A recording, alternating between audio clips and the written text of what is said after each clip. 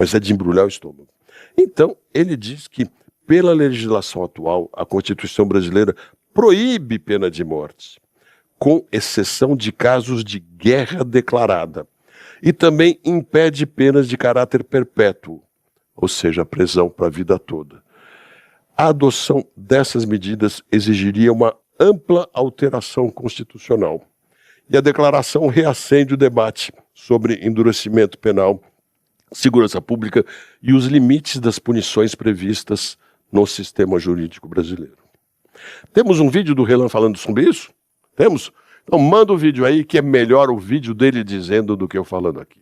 Esse aqui é o lugar mais amaldiçoado do Brasil. Foi no terceiro andar do prédio Melbourne, número 2561, aqui em Fortaleza, um bairro nobre, que o crime mais asqueroso e bizarro do nosso país aconteceu. Aqui, uma menina de 10 meses de idade foi estuprada e depois morreu asfixiada pelo namorado e o amigo da mãe dela. A mãe dela achou por bem levar ela numa festa com 10 meses, junto com esse seu novo namorado. E esse namorado, e veja, sem nenhuma razão aparente, sem nenhuma questão econômica, nada por trás, não há explicação, isso aqui não é uma favela, isso aqui é um bairro nobre. Esse homem resolveu estuprar essa criança e depois matá-la. Como alguém que formula política pública, eu não tenho nem explicação para dar, eu fico apenas atônito. Isto aqui é apenas a presença do demônio, é a maldade pura e simples na Terra. Uma pessoa movida por isso acabou com a vida desse bebê. Eu sei que não tenho explicação e eu acho que nunca encontraremos explicação para uma coisa dessas, mas eu posso propor soluções. Veja, um homem desses, se preso e condenado, e ele será, vai passar talvez 8, 10 anos na cadeia. Logo mais ele tá solto. Foi o que aconteceu com o menino Henry Borel, vítima, ele também, da maldade pura e simples dos seus pais. A sua mãe não vai pagar nenhum preço por ter participado, direto ou indiretamente, da sua própria morte. Esses caras têm grana, eles têm advogados, já eles vão ter um bom comportamento e vão conseguir uma saidinha, uma progressão. Já essa menina de 10 meses é esquecida. O que o país tem que fazer com um homem desses? Eu, como pré-candidato à presidência, posso falar. O Estado brasileiro, se quiser fazer justiça, precisa eliminar da existência um homem desse. Um homem desse precisa ter pena de morte, ele precisa morrer. Se não morto, não porque é cruel, mas porque é ainda mais cruel, talvez, mantê-lo vivo, pena de prisão perpétua. Para isso eu vou precisar de uma Assembleia Constituinte originária. Eu vou precisar alterar totalmente a nossa Constituição. E talvez seja isso que nós precisamos fazer. Precisamos de uma Constituição que faça com que o Estado brasileiro faça justiça. Que se o Estado brasileiro é incapaz de proteger uma menina de 10 meses ou fazer injustiça ao nome dela, por que esse Estado tem que existir? Por que essa Constituição tem que existir? Um presidente que se leva a sério tem que olhar para o terceiro andar do edifício Melbourne, número 2561, e olhar para essa criança, olhar para essa maldade e propor alterações profundas no Brasil que existe hoje. O Brasil da impunidade vai permitir a existência de homens maus, homens profundamente terríveis como ele. Se você quer essa vingança, por favor, pense no que eu estou falando. Meu nome é Renan Santos, eu sou pré-candidato à presidência da República. Esse é o tipo do assunto que acende as opiniões, gera debate, calor forte, intenso e, logicamente, muita gente, ainda mais no Brasil, com a sensação de impunidade que a gente tem, abraça essa causa na hora. Eu entendo, é a coisa mais normal do mundo. Abraça e abraça mesmo. Até porque, como ele falou, com saidinhas, com perdões de pena, com reduções, com essas coisas todas que a gente sabe que tem aqui, que estão na legislação, a gente vê que a sensação de impunidade é gigantesca. Agora, principalmente, nós temos que lembrar, eu sei que é mais difícil e mais complexo, mas todo mundo adora aquele chavão. Polícia prende, justiça solta. Só que, se não avançar no porquê que isso acontece, não adianta muito essa discussão. Em primeiro lugar, mais de 90% dos crimes violentos aqui nesse país não se sabe quem foi o autor. Pensa comigo. O sujeito comete um crime violento, um estupro de menor de idade. Mais de 90% dos casos não se sabe. Um assassinato, mais de 90% dos assassinatos não se sabe quem foi o autor. E vou dizer uma coisa para vocês. Aqui no Brasil, as estatísticas mostram que a morte, o assassinato de pessoas vem diminuindo gradualmente com o passar dos anos. E eu acho que isso é mentira e te explico por quê. A gente vinha em 50 e tantas mil mortes por ano e vem caindo para 40, já está um pouco abaixo de 40, me parece. Fala, puxa, então está melhorando a segurança. Não é a percepção que a gente tem. A explicação é muito simples e triste. Nós temos mais de 20 mil, coisa de 23, 25 mil pessoas que desaparecem por ano. Desaparecem 70, 80 mil. mas depois 50, 60 reaparecem. Mais de 20 mil desaparecem em definitivo, não são encontradas. Quantas dessas não foram assassinadas? Como não se sabe, na maioria dos casos de morte violenta, quem é o autor, fica muito fácil de entender que o tal desaparecimento embute um monte de assassinatos. Então, a pena de morte não vai resolver esses casos. Essa é a primeira coisa. E a outra coisa, a pena de morte vai evitar essa barbaridade contra essa criança de 10 meses? Será que vai? Por que eu digo isso? Esse sujeito certamente cometeu muitos outros crimes. Aquele criminoso realmente violento, que mereceria a pena de morte, porque tem que ser uma coisa muito violenta, ele primeiro cometeu crimes menos violentos. Não é uma pessoa de um crime só.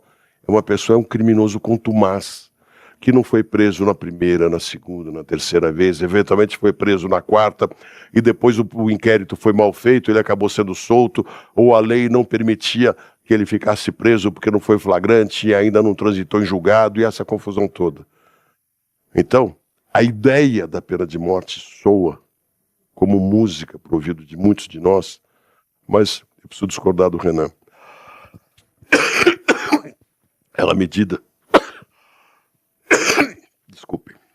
À medida que impressiona, que dá a sensação de que vai melhorar. Quando vem essa tosse não tem jeito.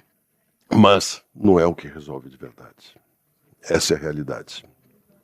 Então, eu recomendo que a gente pense em como acabar com tantos crimes sem serem resolvidos.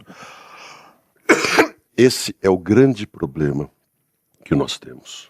A prisão perpétua, talvez, aumentar o tempo de pena, talvez faça sentido. Porque tem pessoas que não podem voltar para as ruas nunca mais, porque são irrecuperáveis, sem dúvida. Agora, os estados americanos e os países que adotaram a pena de morte não têm estatísticas que mostrem que depois de adotar a pena de morte, os crimes tenham diminuído. Então se mostra que não é isso que resolve. O que resolve é a impunidade, a tolerância zero. Isso a gente precisa. Isso é mais difícil de trazer para as pessoas, isso é mais complexo de implementar, mas isso resolve de verdade. Outras coisas não resolvem. Eu não tenho dúvida alguma disso. Essa é a diferença principal. Agora, o assunto tem que ser discutido com a seriedade que ele trouxe. Aí, sem dúvida alguma. Porque se não for discutido com muita seriedade, a gente não vai resolver essa questão. Então, ele trazer o assunto à discussão, acho até válido. Eu não sou favorável, porque acho que não vai resolver. E um erro, uma pessoa que seja assassinada pelo Estado por engano, já cria um problema seríssimo. Isso nos países onde tem pena de morte acontece. É menos raro do que parece. Muitas vezes a investigação policial para na primeira conclusão que chega, sem perceber que poderão ser outras possibilidades também. Então, para a gente ter segurança, não é a pena de morte que vai resolver. Não é apenas a prisão perpétua, que eu acho que é válida discutir. Porque a prisão perpétua, se for descoberto o erro, de alguma forma ele pode ser minimizado, pelo menos. Não vai ser reparado por completo, mas você pode voltar a dar liberdade para a pessoa se ela tinha sido condenada por engano. A pena de morte, não. E como eu disse, não é o que vai resolver. O principal é a gente acabar com essa sensação de impunidade, porque ela é real. O sujeito rouba um celular na segunda-feira, eventualmente vai preso na terça. Ele sai da cadeia porque ele é primário e a lei não deixa ele ficar preso. Aí ele rouba mais um na quarta, na quinta, na sexta, pode eventualmente machucar ou até matar uma pessoa no sábado e segue solto. E a polícia não consegue saber sequer quantos celulares ele roubou. Porque ninguém rouba um celular por mês, ou a cada 2 ou 3 meses, ou um por ano para ter para si. Esse é raríssimo.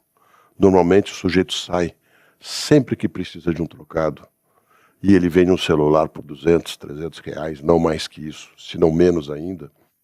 Então ele precisa de dinheiro toda hora. E ele vai fazendo isso, fazendo. E a maioria das vezes não é pego.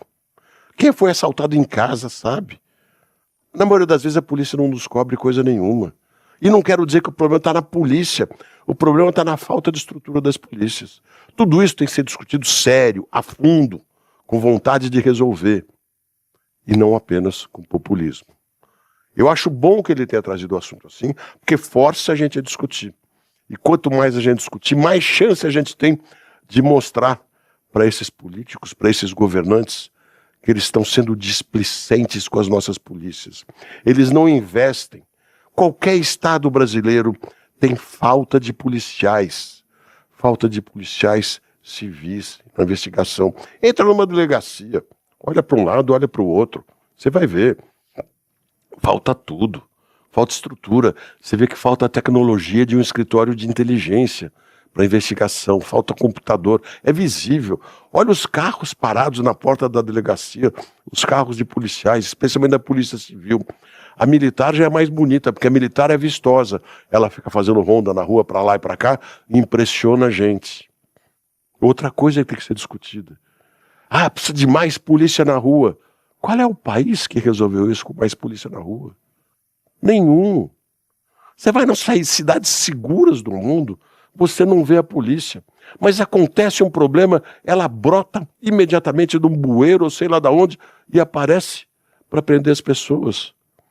Inteligência, câmaras, com acompanhamento. O Smart Sampa que tem na cidade de São Paulo, isso é inteligência que está prendendo muita gente.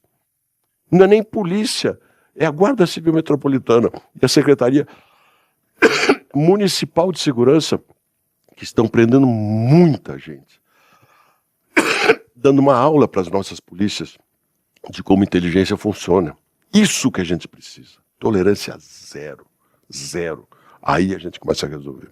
Mas valeu que tenha trazido essa discussão, porque isso faz todo mundo pensar muito mais. E volto a dizer, eu não acho que a pena de morte, por si só, vai resolver alguma coisa. Vamos ver o que mais que nós temos aqui. Estava tão tranquilo antes de entrar.